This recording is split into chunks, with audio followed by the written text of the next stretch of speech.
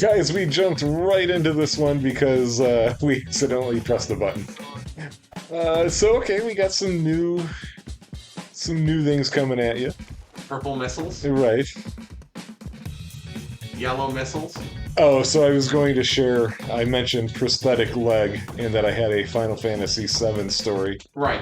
Um, Final Fantasy VII was one of the first major games that I really got into, and at the same Wait, time, that was the boss? really, I didn't even know it was a boss fight. Neither did I. Okay then, on we go.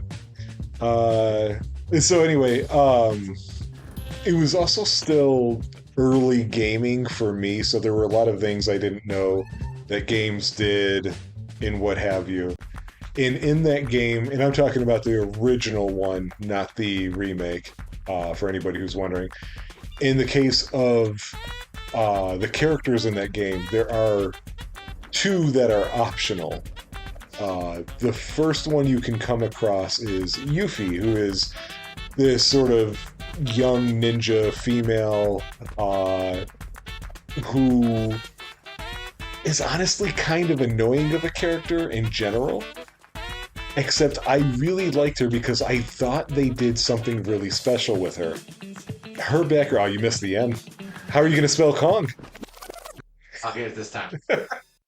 Uh, you got it. I didn't think you were going to. So what her story to me was really an important one that made me like her as a character, which is that her town of Wutai, I think it was called, fought against Shinra in a war, lost the war, and sort of as punishment for that loss, their town was restored, but not truly restored, but instead turned into like a tourist town, a theme park. And she's really angry about that. She wants to return her land to what it was, kind of thing. Oops. And so you meet her because she's out hunting for materia. One thing that I really didn't like was you unlock this side quest with her if you choose to get her at some point.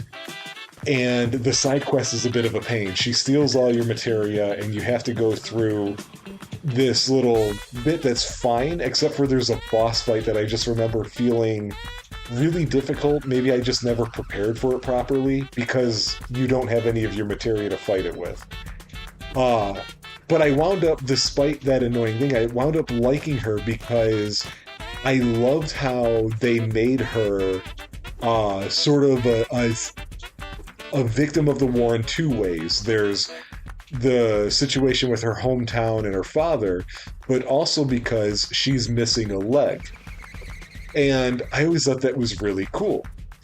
Now, right now, anybody who's a fan of that game is going, wait, Brian, you just said something incorrect. I know that now. Years later, they come out with the movie, which is essentially a sequel, Advent Children. And I really like that movie a ton. And I think they did a good job of pushing the story along. And of course, you're gonna see every character, even if just for a little bit.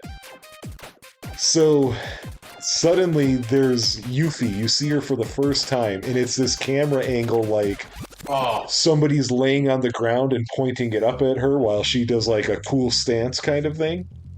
And I go, why does she have two legs?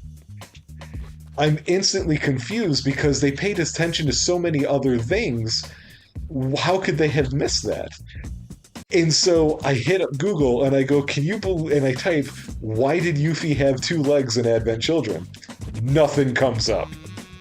And I'm like, what's going on? Everybody would have, who would have seen this and played those games, they would have caught this. So I go and I go back to the game Final Fantasy VII. Yeah, she has two legs in there.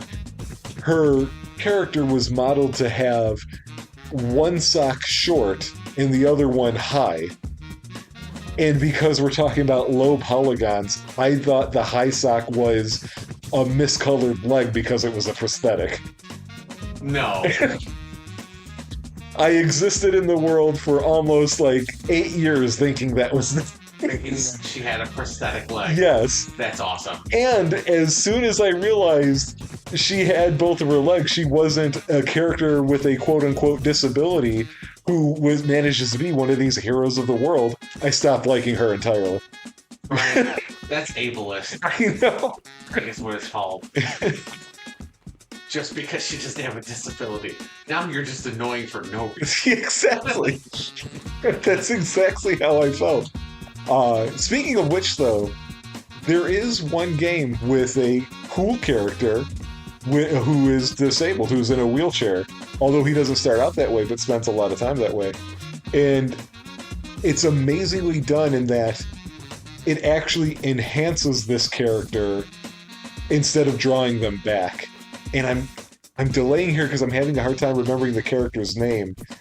But he's one of the three main characters, the turtle from the Sly Cooper series. I know for sure he's in the wheelchair by the third. I can't remember if it's during the second that happens. Is Bentley the hippopotamus?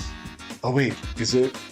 No, maybe it is Bentley. Boy, I can't remember any of their names. I just remember like, other than Sly, there's Carmelita Fox or something like that, or Carmela Fox, something like that.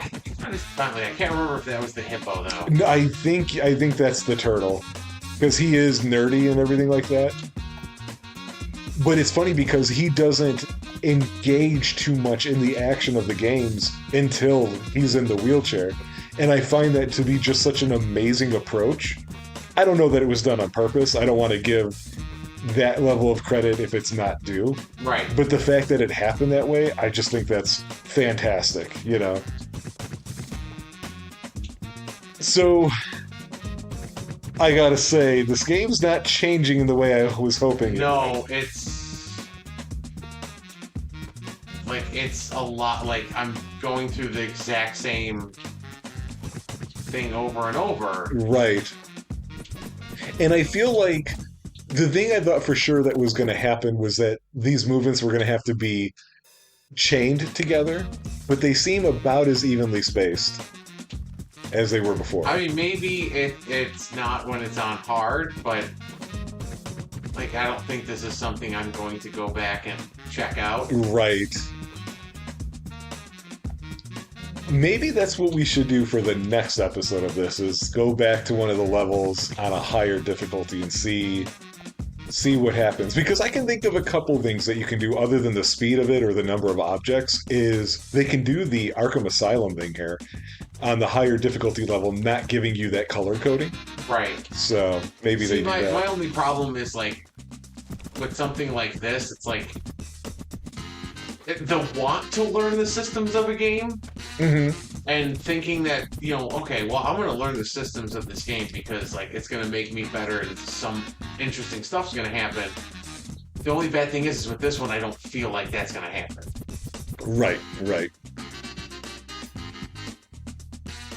You want to pause here and then we'll come back on another episode and look at it a different way? sure. Okay. See you on the other side, guys. Bye.